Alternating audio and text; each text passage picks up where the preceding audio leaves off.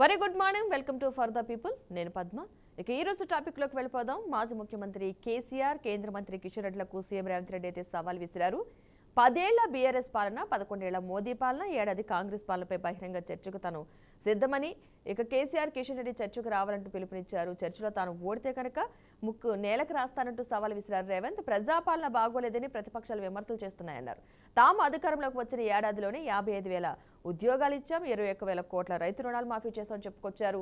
పరిశ్రమలు, ప్రాజెక్టులు రాకుండా బీఆర్ఎస్, బీజేపీ అడ్డుకుంటున్నాయి కూడా అని చెప్పుకొచ్చారు. కాగా రేవంత్ సవాల్ను స్వీకరించారు బీఆర్ఎస్ నేత హరీష్ రావు. 10 ఏళ్ల పాలనపై చర్చకు సిద్ధమని క్లారిటీ ఇచ్చేశారు. ఇక నేతల సవాళ్లతోనైనా లేక రాష్ట్రాన్ని అభివృద్ధి చేసేది ఉందా అని అంతా విమర్శలు అయితే చేస్తున్నారు. ఇంతకీ తెలంగాణకు ద్రోహం చేసింది ఎవరు? ఇప్పుడు ఇదే హాట్ టాపిక్ గా మారింది. ఇదే అంశానికి సంబంధించి మనతో మాట్లాడడానికి జూమ్ లైవ్ లో సిద్ధంగా ఉన్నారు బండారి రామ్మోహన్ గారు, అనలిస్ట్, అదేవిధంగా వెంకటరెడ్డి గారు, బీజేపీ స్పోక్స్ పర్సన్, అదేవిధంగా రామ్మూర్తి గారు, BRS spokes person. Good morning అండి అందరికీ. నమస్తే. నమస్తే మేడం. నమస్తే.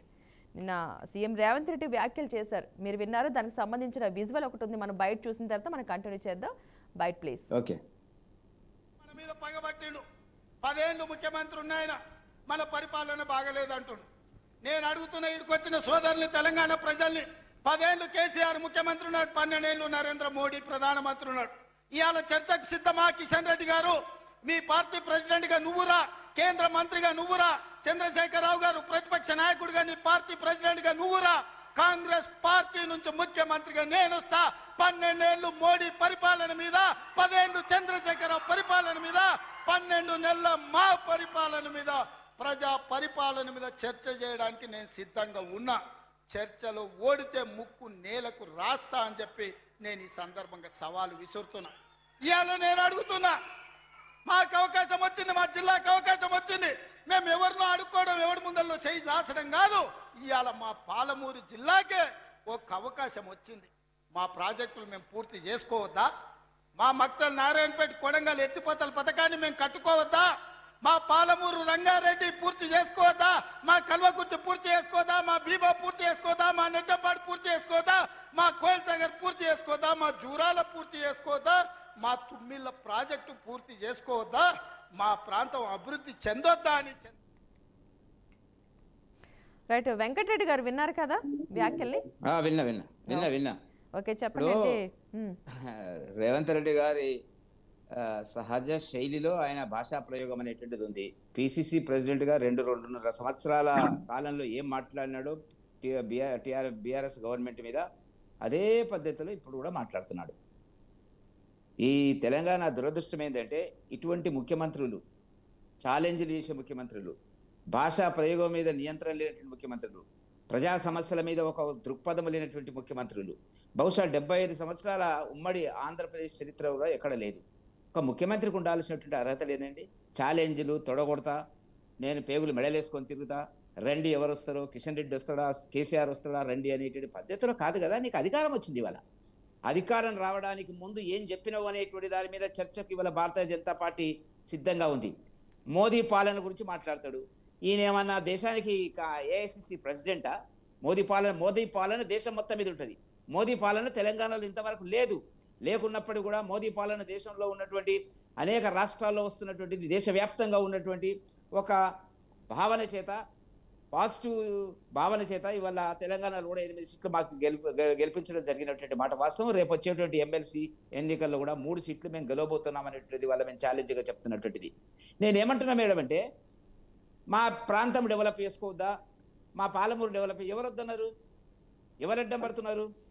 ఇవల్ల చేయవలసినటువంటి కార్యక్రమాలు, గ్యారంటీలు, వాళ్ళకి లెక్కలు ఉన్నాయో లేదో తెలియదు కానీ 6 గ్యారంటీలు, 400 అవి ఇవి హామీలు అన్నీ కలిపి ఇవల్ల కుప్పగా తయారై మెడ గొంతును పట్టుకున్నది రేవంత్ రెడ్డి గారి ప్రభుత్వానికి. 25,000 నేను రుణమాఫీ చేసిన అన్నాడు. పదండి, ఏ గ్రామానికి వస్తారో పదండి, మీరు రండి, మీ టీవీ ద్వారా రండి, ఎక్కడ వస్తుందో, ఎక్కడ చేసినారో. 35% కంటే ఎక్కువ చేయలే. రైతు భరోసా అన్నారు, అది ఎక్కడో రోజు ఒక ఎకరానికి వేసినామని చెప్పేటువంటి పద్ధతిలో ఉంది. మధ్యాహ్నం ఒకటి ఎగ్గొట్టినారు. ఉద్యోగాల గురించి మాట్లాడుతున్నారు. 50,000 ఉద్యోగాలు ఇచ్చిన ఆర్డర్లు 20-25,000 కంటే దాటలేదు మేడం. ఇప్పుడు కూడా ఇంకా ప్రాసెస్లో ఉన్నాయి. వాళ్ళు చెప్పుకుంటున్నారు ఏదో అనేటువంటిది. వాళ్ళు చెప్పింది ఏంది, జరిగింది ఏంది, చేస్తున్నది ఏంది అన్న దాని మీద ఛాలెంజ్కి భారతీయ జనతా పార్టీ సిద్ధంగా ఉన్నది. మీరేం చెప్పినారు? ఒక సంవత్సర కాలం లోపల 2 లక్షల ఉద్యోగాలు ఫిలప్ చేస్తామన్నారు. 15 మాసాలు అయింది. మీరు ఫిలప్ ఎన్ని చేసినారు? ఒక జాబ్ క్యాలెండర్ ఇచ్చినారు. అన్ని కూడా డిసెంబర్ వరకు, మొన్న డిసెంబర్ వరకు ఇచ్చిన జాబ్ క్యాలెండర్లో మీరు ఇచ్చిన నోటిఫికేషన్లు ఎన్ని బయటకు వచ్చినాయో చెప్పండి. అప్పుల భాగం ఎంత చెప్పండి.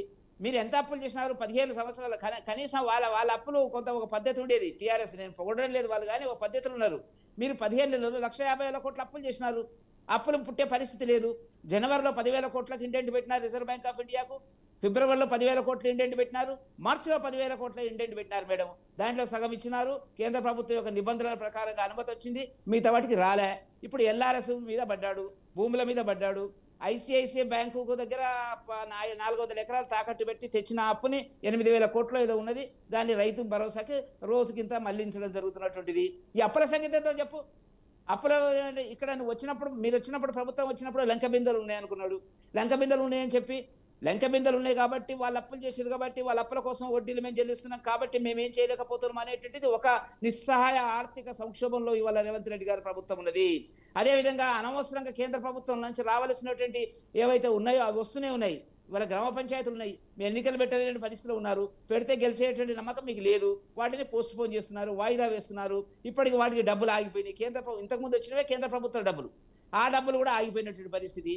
ఇవన్నీ ఒక సంక్లిష్ట పరిస్థితి లోపల, మానసిక సంఘర్షణ లోపల ఆయన బయట ఇప్పుడు మీరు వేసింది చూసినాను. ఎంత ఆవేశంగా మాట్లాడుతున్నాడు, ఆ మొహంలో ఎంత ఆందోళన కనపడుతున్నటువంటిది. కాబట్టి ప్రజల వ్యతిరేకత వచ్చింది అనేది చాలా స్పష్టంగా కనపడుతున్నటువంటి మాట. గత ప్రభుత్వం యొక్క పాలన చూసినారు, ఈ ప్రభుత్వం యొక్క పాలన చూసినారు. గత ప్రభుత్వం ఏ పద్ధతిలో పాలించిందో అంతకంటే వేగంగా 100 కిలోమీటర్ల వేగంతో రేవంత్ రెడ్డి గారు వెళ్తున్నటువంటి సందర్భం ఉంది. బహుశా నాకు తెలిసినంత రాజకీయాల్లో ఒక 50 సంవత్సరాల నుంచి విశ్లేషణ చేస్తున్నాను. రాజకీయాల లోపల ఇంత తొందరగా ఒక సంవత్సర కాలం లోపల ఏర్పడినటువంటి ప్రజామోదంతో ఏర్పడినటువంటి ఒక ప్రభుత్వం, కాంగ్రెస్ ప్రభుత్వం, రేవంత్ రెడ్డి గారి ప్రభుత్వం ఇంత దిగజారినటువంటి పరిస్థితుల్లో ప్రజా వ్యతిరేక విధానాలకు ప్రజలు చీకొడుతున్నటువంటి పరిస్థితిని మనం చూస్తున్నటువంటిది, కొత్తగా కనపడుతున్నటువంటిది. కాబట్టి ఏమీ చేయలేనటువంటి ఒక నిస్సహాయ పరిస్థితి. మీరు చూసినారు, మూసీ ప్రక్షాళన అన్నారు, ఏం జరిగిందో తెలియదు. కేసులు కేసీఆర్ గారి మీద, పాలన మీద కేసులు పెట్టినారు. సరే పెడితే అవి ఏమైనా ఇంతవరకు తెలియదు. ఆ 2 పార్టీలు కూడా ఇలా కాంప్రమైజ్ అయ్యేటువంటి పరిస్థితికి వచ్చినాయి. కాళేశ్వరం ఏమైందో తెలియదు. మరి విద్యుత్ శక్తికి సంబంధించిన కొనుగోలు ఏమైనా తెలియదు. శ్రీనివాస్ యాదవ్ గారి మీద ఉన్నటువంటి కేసు, పశువులకు సంబంధించినటువంటి ఆ కేసు ఏమైందో తెలియదు. మరి ఇది ఉంది కదా, ఫోన్ ట్యాపింగ్ కేసు ఏమైందో తెలియదు. ఒక్క కేసులో ఉన్న పురోగతి ఉందా? లగచర్లలో ఏమైందో తెలియదు. ఆల్మోస్ట్ మేము అనేటువంటిది ఇది కార్కి సంబంధించినటువంటిది, కేటీఆర్కి సంబంధించిన కేసు ఏమైందో తెలియదు. అవి ఉన్నాయా లేదా అది కూడా చెప్పాలి కదా. దాంట్లో సారాంశము ఏమైనా ఉందా? లేకుండానే మీరు కేసులు పెట్టినారా? ఉంటే కేసులు ఉంటే కాంప్రమైజ్ అయినారా?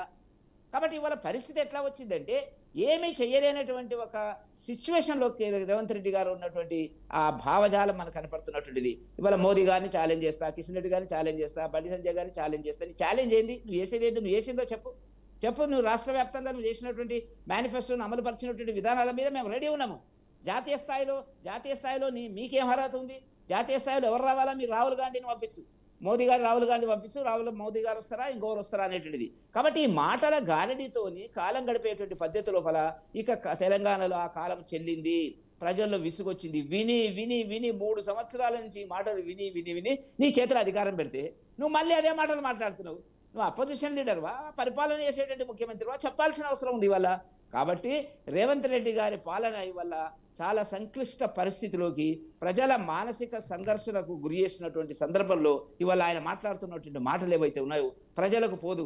ఏం మాట్లాడుకుంటారో వెళ్తే తెలుస్తుంది. గ్రామంలో వాళ్ళకి తెలుసు, వాళ్ళ ఎమ్మెల్యేలు తెలుసు, అందరికీ తెలుసు. తీవ్ర వ్యతిరేకత వచ్చినటువంటి మాట వాస్తవము.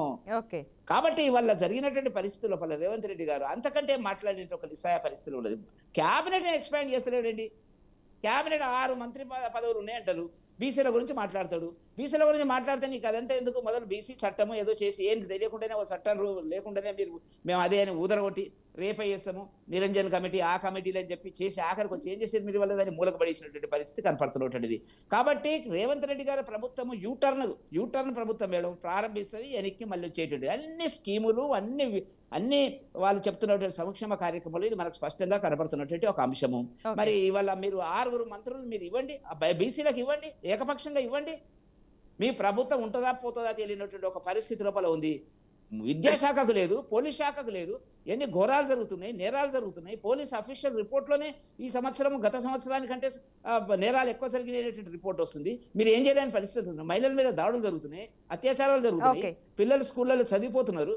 ఇవన్నీ వదిలేసి మీకు ఇచ్చినటువంటి అధికారాన్ని మీరు దుర్వినియోగం చేసి, మీకు ఏముందండి కాన్స్టిట్యూషన్లో మీకు 14, 16 మంత్రి పదవులు ఉండాలని ఉంది. మరి ఎందుకు ఇవ్వలేదు అది చెప్పండి. నీ చేతలు ఉన్న నువ్వు చేయలేకుండా మంది మీద రోజు అరచడం జరిగితే ఏం ప్రయోజనం అని అంటున్నా. పాలకుడికి ఉండవలసిన లక్షణము కాదు.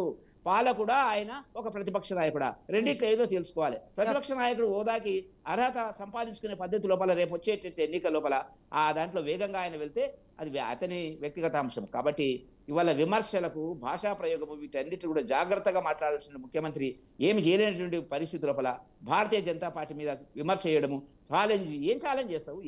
ఏంది మాట్లాడేది? నేను యుద్ధమా? ఇది మల్ల యుద్ధమా? నిజంగా జరిగేదా? పైల్మాన్లా కొట్లాడడానికి? ఏం మాట్లాడతాడండి? మాట్లాడడానికి ఒక అర్థం పర్థం ఉండాలి కదా గౌరవ ముఖ్యమంత్రి గారు. ఓకే.